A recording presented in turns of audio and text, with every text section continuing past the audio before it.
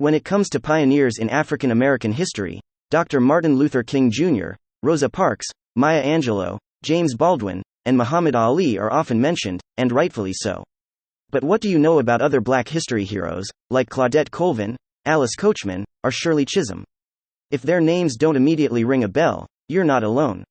Educators, activists, and historians have long been attempting to shine a light and pinpoint why so much African American history is missing from our nation's curriculum. It should be recognized that a large part of America's notable history includes African American history, innovation, and creativity. Those that populated the colonies were free people from communities in Africa with large-scale civilizations that had tax systems, that had irrigation systems, that had universities. They came from civilized nations that were advanced, Dana Ramey Berry, a University of Texas at Austin history professor, told NBC. That's where the curriculum should begin. That's the biggest omission, from my perspective. We're shining a long overdue spotlight on the hidden figures of untaught history who deserve to be celebrated for their contributions to civil rights, politics, the arts, and beyond.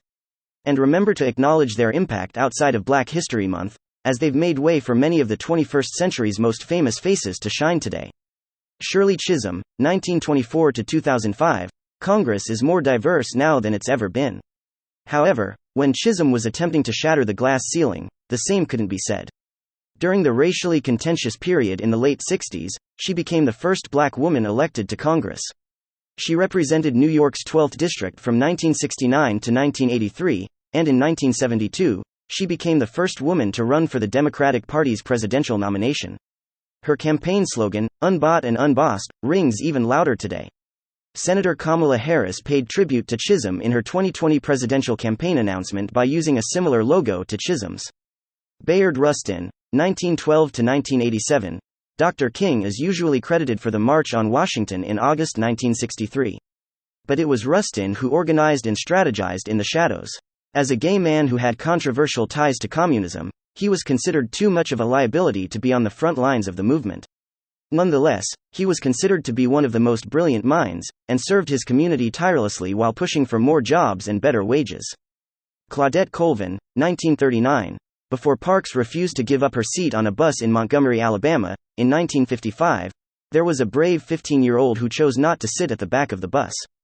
That young girl was Colvin. Touting her constitutional rights to remain seated near the middle of the vehicle, Colvin challenged the driver and was subsequently arrested. She was the first woman to be detained for her resistance. However, her story isn't nearly as well known as Parks's. Annie Lee Cooper, 1910 to 2010, the Selma, Alabama native played a crucial part in the 1965 Selma voting rights movement. But it wasn't until Oprah played her in the 2014 Oscar-nominated film Selma that people really took notice of Cooper's activism. She is lauded for punching Alabama Sheriff Jim Clark in the face, but she really deserves to be celebrated for fighting to restore and protect voting rights.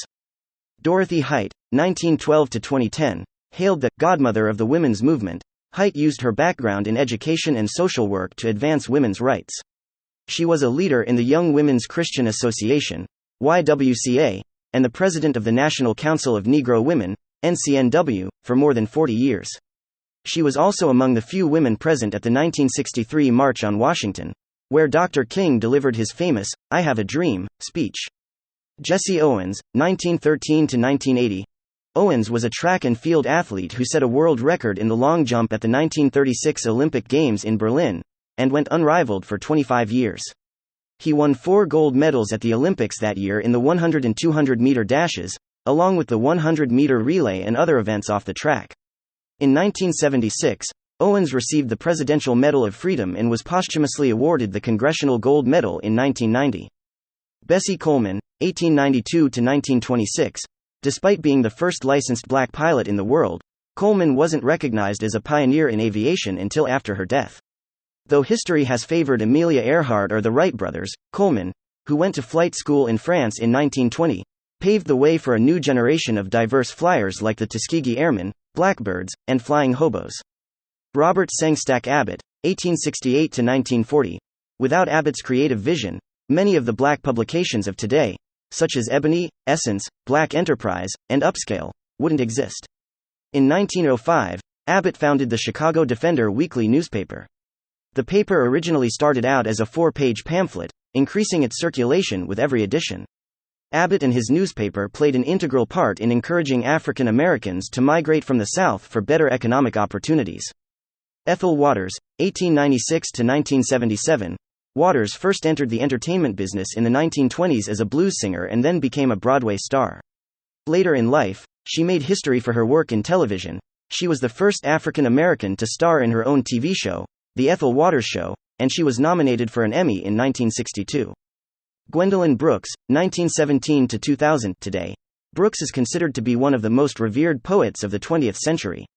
She was the first black author to win the Pulitzer Prize, in 1950, for Annie Allen, and she served as poetry consultant to the Library of Congress, becoming the first black woman to hold that position. She was also the poet laureate of the state of Illinois, and many of her works reflected the political and social landscape of the 1960s, including the civil rights movement and the economic climate. Lorem Ip Alice Coachman, 1923 to 2014. Growing up in Albany, Georgia, the soon-to-be track star got an early start running on dirt roads and jumping over makeshift hurdles. She became the first African American woman from any country to win an Olympic gold medal at the 1948 Summer Olympics in London. She set the record for the high jump, leaping to 5 feet and 6 1/8 inches. Throughout her athletic career, she won 25 national titles, 10 of which were in the high jump.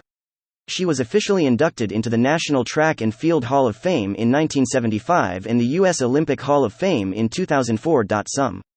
Gordon Parks, 1912 to 2006. Parks was the first African American photographer on the staff of Life magazine, and later helped found Essence.